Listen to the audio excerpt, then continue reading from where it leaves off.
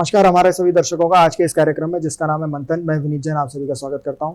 आज हमारे साथ हैं सुभाष गोयल जी, जो कि राष्ट्रीय सदस्य हैं राष्ट्रीय व्यापारी कल्याण बोर्ड के। ये अध्यक्ष भी हैं जयपुर व्यापार महासंघ के, और भी कई पदों पर ये अपनी सेवाएं दे रहे हैं। आइए चलिए बात करते हैं। सुभाष जी नमस्कार। नमस्कार सुभाष जी, सबसे पहले तो आपका स्वागत करते हैं हमारे इस कार्यक्रम में। सुभाष जी, आपसे हम जो चर्चा करेंगे, क्योंकि आप ब्रांड एम्बेसडर भी हैं हरित क्रांति का जो आपका बना हुआ है, आप उसके आप ब्रांड एम्बेसडर हैं पूरे प्रदेश के लिए। तो आप इसमें ये बताइए हमें कि जो पर्यावरण के मैटर में हरित क्रांति में आप क्या कर रहे हैं। मैं सर्वप्रथम तो आपको बताना चाहूँगा कि पिछली बार राजस्थान सरकार ने मुझे हमको जिम्मेदारी दी थी कि ब्रांड एम्बेसडर पर्यावरण के लिए। पर्यावरण का बहुत ही जरूरी है। उससे पिछले साल आप देखेंगे कि रोड के ऊपर जब भी चल रहे थे हमको 1 मिनट के लिए, आधा मिनट के लिए रुकना पड़ रहा था, तब भी हमको एक तिरपाल और हरा लगा करके और निकलना पड़ रहा था। कितनी भारी गर्मी का मुकाबला करना पड़ रहा था। तो एक जल संरक्षण होना और एक पेड़ होना, अगर हमको ऑक्सीजन नहीं है और आज हमारा जल नहीं है तो कल भी नहीं है। और मैं कहता हूं कि बिना ऑक्सीजन के तो 1 मिनट भी नहीं है। उसी को लेकर के और बहुत बड़ा इनिशिएटिव लिया था, जिसका पूरे राजस्थान में लगभग 6 करोड़ से अधिक एक दिन में पेड़ लगा करके वर्ल्ड रिकॉर्ड तोड़ने का काम किया था। ये आपने किया है, जो हम सभी ने, सरकार ने और जनता ने मिलकर जो काम कर रहे हैं। मैं आपसे ये चीज पूछना चाहूंगा, आपने भी जल की बात कही, तो अभी बारिश का मौसम चल ही रहा है, या आपने देखा होगा राजस्थान में आज बारिश भी बहुत अच्छी है और पिछले 2-1 साल से अच्छी बारिश हो रही है। मगर आपको ऐसा नहीं लगता कि हम लोग, क्योंकि आज तो बहुत पानी दे रहा है भगवान, काफी कुछ दे रहा है, मगर हम उसको सहेज नहीं पा रहे, और 3 महीने बाद जब बारिश गर्मियां चालू होंगी, 6 महीने बाद जब हम फिर पानी के लिए तरसेंगे, बूंद बूंद के लिए हम परेशान होते हैं। तो ऐसा नहीं होना चाहिए कि जल के ऊपर कोई ऐसा मैकेनिज्म तैयार किया जाना चाहिए कि जो बारिश का जल है उससे हमारी पूर्ति साल भर के लिए हो जाए। बिल्कुल, आपने बहुत अच्छा प्रश्न किया है। वाकई जरूरत है। हम लोग क्या है, पहले बावड़ियां थी और आज भी अनेकों बावड़ियां हैं। नई तो ना बन रही है, लेकिन जो पुरानी है उनका भी जल संरक्षण होना चाहिए। चाहे बावड़ी है, कुआं है, इसके अलावा तालाब है, इनका संरक्षण होना बहुत ही अति आवश्यक है। और साथ में मैं कहूंगा कि हर जिले वाइज भी पानी का संरक्षण होना चाहिए। बिल्कुल, वही मैं चीज पॉइंट पे आ रहा था कि आज आप देखिए जैसे बीसलपुर योजना है, उससे 4-5 जिले जुड़े हुए हैं, और जबकि पूर्व का समय जो था वहां पर एक-एक गांव, एक-एक शहर, एक-एक जिला अपने आप में वाटर सेल्फ डिपेंडेंट हुआ करता था। हर एक गांव में आप देखेंगे तो तालाब होंगे, आज भी हैं, मगर उनकी स्थिति अच्छी नहीं है। ऐसे ही हर शहर में है, हर जिले में है। तो आपको नहीं लगता कि सरकार को उन परंपरागत स्रोतों के लिए कुछ करना चाहिए, एक बड़ा अभियान? बिल्कुल, आपने बहुत अच्छी बात कही है कि जल हम जब तक संरक्षण नहीं करेंगे तब तक उसका उपयोग प्रॉपर नहीं हो पाएगा, और उसका होना जरूरी है। मैं तो गांव का ही हूँ। हमारे गांव में एक टैंक हुआ करता था और आज भी है, जो पुरानी हवेली है उनमें, और उसमें बारिश का पानी इकट्ठा करते थे। एक एक बूंद जो है नाले के द्वारा उसमें पहुंचता था, और वो पानी की खास बात ये थी कि वो पूरे साल पानी का कुछ भी नहीं बिगड़ता था, ना खराब होता था, और वो पीने योग्य रहता था, और आज भी है। तो हम तो चाहते हैं कि हर मोहल्ले में एक ऐसा टैंक बने जिसके अंदर पानी जो है पूरा बारिश का कलेक्ट हो और उसमें पानी आए और वो मोहल्ले के लिए भी काम आए। साथ में बावड़ियां जो हमारी है, जो बावड़ियों का संरक्षण भी हो, और जहां जगह है वहां बावड़ी नई भी बने। साथ में जो हमारी कहते हैं कि वाटर को इकट्ठा करने का, कलेक्ट करने का, ये भी होना चाहिए। हर मोहल्ले की आपने जो बात कही है ये बहुत अच्छी बात है। इस चीज पर पूरा जोर मेरे को लगता है कि सरकार को देना चाहिए, और हर मोहल्ले, हर कॉलोनी, हर सोसाइटी लेवल पर अगर जो बारिश का जल आता है उसको ही हम सहेज लें तो हो सकता है कि हम साल भर उसका पीने की व्यवस्था तो कर दें। बिल्कुल बिल्कुल बिल्कुल। साथ में आपको कहूंगा साहब, आज जयपुर की बात लेना चाहेंगे। आज रामगढ़ बांध इतना बड़ा है, अगर रामगढ़ बांध में हमारा पानी का जल संरक्षण हो जाता है तो मैं कहता हूं कि जयपुर ही नहीं, पूरे जयपुर जिले की आपूर्ति कर सकता है। साथ में हमारी छोटी बावड़ियां हैं, आज हमारे पेड़ों को तो संवारने का काम करेंगे, लेकिन हमारे जीव जंतु, जानवर, जो बैल जिनसे हमको दूध मिलता है, जिनको दही मिलता है, ये भी हमारे लिए बहुत महत्वपूर्ण चीजें हैं। उनका भी जीवन पर होगा, तो ये बहुत जरूरी है। तो हम तो कहेंगे कि सरकार को इस और इनिशिएटिव लेना चाहिए। साथ में हम लोगों को भी, हम भी कहते हैं कि हम अपने को भी उसमें पूरा डिवोट होना चाहिए। जैसा कि अभी आप पेड़ के लिए बात कर रहे थे कि पेड़ में एक एक व्यक्ति का मन लगा, एक एक व्यक्ति ने अपना योगदान दिया, साथ में पेड़ लगा देना, वो एक बहुत आवश्यक है, लेकिन उसका साल भर संरक्षण करना सबसे बड़ी बात है। नहीं, बिल्कुल सही बात है आपकी। ये जागृति आई है आज लोगों में, और पेड़ आज लोग लगा रहे हैं, ज्यादा से ज्यादा लगा रहे हैं, और लगाना चाहिए, बहुत अच्छी चीज है ये। परंतु जैसे आपने अभी रामगढ़ की बात कही, तो क्या समस्या है कि रामगढ़ को हम डेवलप नहीं कर पा रहे? अब आप देखेंगे साहब, बीच बीच में जैसे मैंने तो देखा था 82 में, उस समय बाढ़ भी आई थी, इतना पानी आया, और जिससे इतना बड़ा टूरिस्ट भी बढ़ा और हमारे पानी की भी समस्या काफी हल हुई। लेकिन क्या होता है कि हमारी कहीं ना कहीं हमारी खुद की स्वयं की इच्छा कमजोर होकर के बीच में बैरिकेड लग करके और उसके पानी की रुकाव आ गया।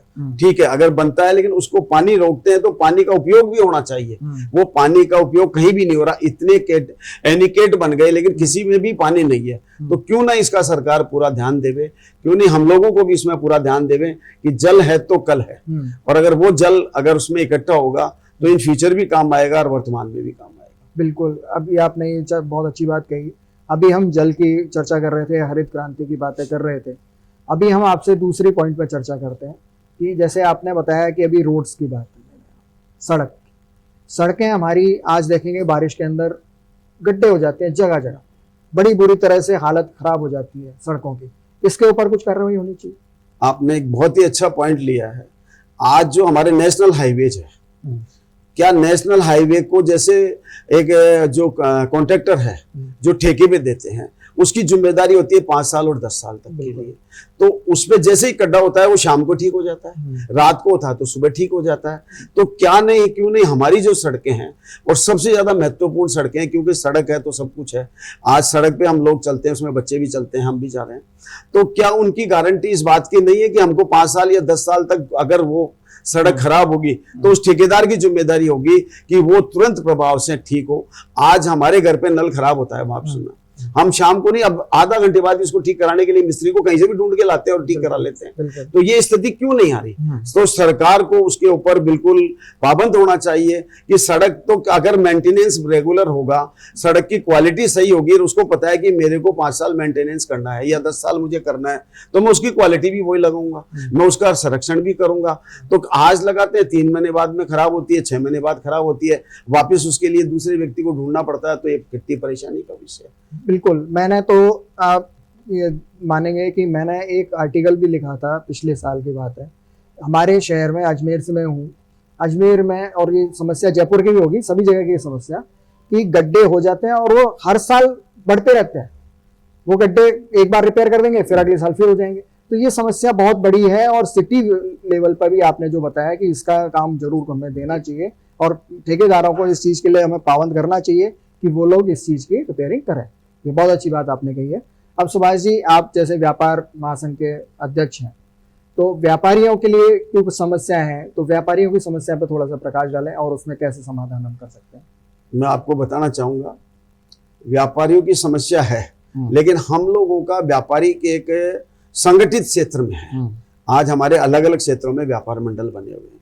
जैसे मैं चांदपोल बाजार व्यापार मंडल का अध्यक्ष हूँ, तो हमारा चांदपोल भी बना हुआ है। वैसे ही मैं जयपुर व्यापार महासंघ का अध्यक्ष हूँ, तो पूरे जयपुर का बना हुआ है।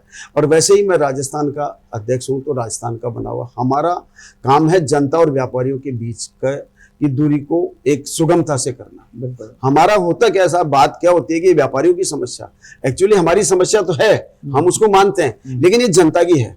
आज हम लोग सुलभ के लिए बोलते हैं, तो आज आने वाले ग्राहक की सुविधा है, हमारी भी है उसमें साथ में इन्वॉल्व। आज रोड ठीक होती है तो ग्राहक जनता के लिए ठीक होती है। हमारे को होता है कि अगर रोड सही है तो ग्राहक हमारे यहाँ इजीली पहुंचेगा। हम बिजली की समस्या बोलते हैं तो वो कि रात को अंधेरा ना हो, सुरक्षा होगी तो हमारा आने वाला ग्राहक सुरक्षित होगा, तो हमारा भी सुरक्षित होगा। तो ये जनता और हमारे बीच की जो कड़ी है वो सरकार तक पहुंचा करके उसका समाधान कराने का हम काम करते हैं, और वही करते आ रहे हैं।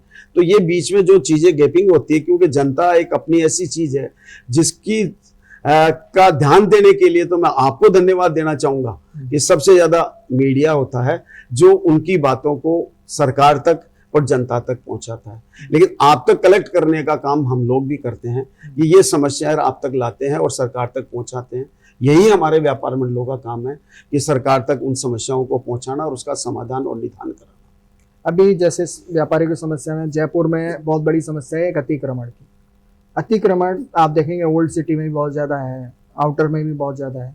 उन समस्याओं के प्रति कैसे हम बराबर सरकार से आपको करना चाहेंगे, बराबर हमने मुख्यमंत्री से लेकर के नीचे नगर निगम के पार्षद और निगम सीओ, नगर निगम मेयर तक हमने इस बात के लिए बराबर विरोध कर रहे हैं कि अतिक्रमण नहीं होना चाहिए। लेकिन साथ में अतिक्रमण की जो बात आ रही है, हम ये कहते हैं कि जो छोटे वेंडर्स हैं उनके लिए नगर निगम अपनी व्यवस्था दे दे, उनको एक स्थान दे दे, एक स्थान पर पर्टिकुलर ये यहीं पर बैठेंगे, एक बार उनको अलॉट कर दिया, एक बार दे दिया, उसके बाद में दूसरी जगह वो शिफ्ट नहीं होने चाहिए और न ही बाजार में अतिक्रमण होना चाहिए।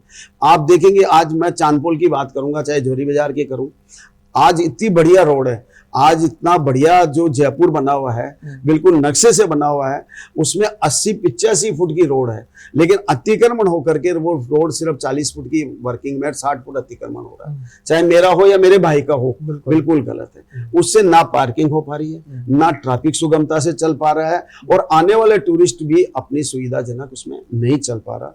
तो हमारा सरकार से रिक्वेस्ट है कि इसकी सुव्यवस्थित तरीके से करें। हम बाहर भी जाते हैं, फॉरेन भी जाते हैं, अतिक्रमण की जो है वो एक छोटा सा 4 फुट बाई 4 फुट का एक कियोस्क बना करके वहां जहां पर रास्ते में नहीं है, वो एक साइड में कहीं भी लगा करके सरकार ने उसको बैठने की अनुमति दे रखी है। उसी प्रकार से आज चाहे वेंडर हो चाहे कोई भी हो, बिल्कुल मैं सख्त से बोलना चाहता हूं कि बिल्कुल आज जयपुर के बरामदे सिर्फ ग्राहकों के लिए हैं, ग्राहक उसमें चले, आज हमारी महिलाएं उसमें से अपनी परचेजिंग करें और निश्चित ही हमारा लाभ अधिक होगा, क्योंकि जब बरामदे में ग्राहक चलेगा और उसमें आएगा तो ग्राहक ही लेकर आएगा, मार्केट में तो माल लेके जाएगा, और जब अतिक्रमण होगा ग्राहक आएगा नहीं तो माल कहां से लेगा। तो हमारा बिल्कुल साफ है कि अतिक्रमण मुक्त होना चाहिए, पूरा जयपुर स्वच्छ होना चाहिए और सफाई वाला होना चाहिए, और ये हमारी डिमांड भी है। और हम लोग बराबर इसके लिए रेगुलर, अभी रिसेंटली 2 कमिश्नर दोनों में चेंज हुए, हेरिटेज और नगर निगम में, हमने 15 दिन में 2 मीटिंगें करके यही मुद्दा रखा है हमने कि अतिक्रमण मुक्त होना चाहिए, साथ में यातायात सुगम होना चाहिए और बाजारों में लाइट की प्रॉपर व्यवस्था होनी चाहिए। यही मुद्दे को लेके हमने किया। चलिए, आपने अभी इसमें एक पार्किंग की बात कही थी। पार्किंग एक आज के डेट में बहुत बड़ा मुद्दा है। तो हमें जिस तरह से फॉरेन में पार्किंग की व्यवस्था होती है, मल्टी स्टोरी पार्किंग वगैरह बनती हैं, तो हमारे बाजारों में वैसी व्यवस्था नहीं होनी चाहिए। बिल्कुल होनी चाहिए। पार्किंग के बिना कैसे होगा, आज व्यापार कैसे चलेगा, लोग आने वाला कैसे खरीदारी करेगा। बाजारों में पार्किंग की व्यवस्था होनी चाहिए, क्योंकि अब इतना बड़ा जयपुर हो रहा है, तो अगर पार्किंग की जगह नहीं मिलेगी तो गाड़ी पार्क कहाँ करेगा, और अगर पार्क नहीं होगी तो ग्राहक भी नहीं आएगा। और टूरिस्ट नगरी है सर, आज यूनेस्को ने आज 4 दीवारी क्षेत्र को एक कहते हैं कि प्रथम स्थान दिया हुआ है, और हर टूरिस्ट की इच्छा होती है कि मैं जयपुर आऊं और जयपुर आकर के राजस्थान की कला को देखूं।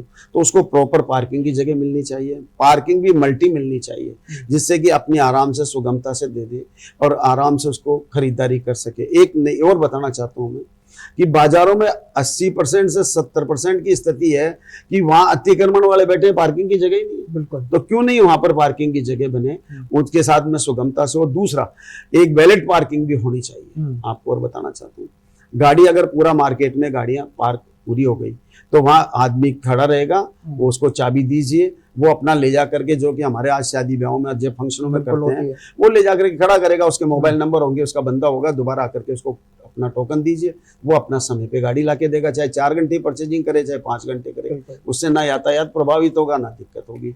ये भी एक बहुत ही आवश्यक चीज है। आवश्यक चीज के लिए बहुत बढ़िया बात आपने ये बताई, मल्टीपल पार्किंग भी होनी चाहिए। अभी सुभाष जी, आपका बहुत बहुत धन्यवाद करते हैं, आपने आज हमसे चर्चा करी विस्तृत मुद्दों पे। आज हम चर्चा कर रहे थे सुभाष जी से मंथन के इस कार्यक्रम में, जिसमें जल संरक्षण की हमने बात करी। जल संरक्षण डिसेंट्रलाइज्ड होना चाहिए, हर मोहल्ले पे, कॉलोनी, सोसाइटी के लेवल पे हमें उसको जल को संरक्षण करना चाहिए, ताकि हमारी जो पीने की समस्या है, पानी की समस्या है, ये हमेशा के लिए खत्म हो जाए। इस पे बहुत ध्यान देना चाहिए। कुएं, हमारे बावड़ियां, हमारी पुराने राजा महाराजा जो हुआ करते थे, वो एक राज्य बहुत छोटा सा हुआ करता था, एक शहर जितना भी नहीं होता था, कई बार तो कुछ गांव में होते थे, उनके लिए भी वो पानी की पूरी व्यवस्था रखते थे और वो सेल्फ डिपेंडेंट होते थे। तो हमारे आज जितने भी जिले हैं, जितने भी पूरे देश में जितने जिले हैं, वो सेल्फ डिपेंडेंट क्यों नहीं हो सकते? सरकार को इस पर जरूर ध्यान देना चाहिए। मैं मोदी जी से विशेष आग्रह करूंगा कि मोदी जी, आप इस पर स्वयं थोड़ा सा ध्यान दें। जिस तरह से आपने सफाई का अभियान चलाया था, आज पूरे देश में सफाई एक बहुत अच्छा तरह से चल रही है और सफाई योजना सफल हुई है। उसी तरह से मोदी जी, अगर आप ध्यान देंगे और इस पर जल संरक्षण पर आप काम करेंगे, तो जरूर ये योजना भी सफल होगी। मैं Vineet Jain, news flash channel, मंथन।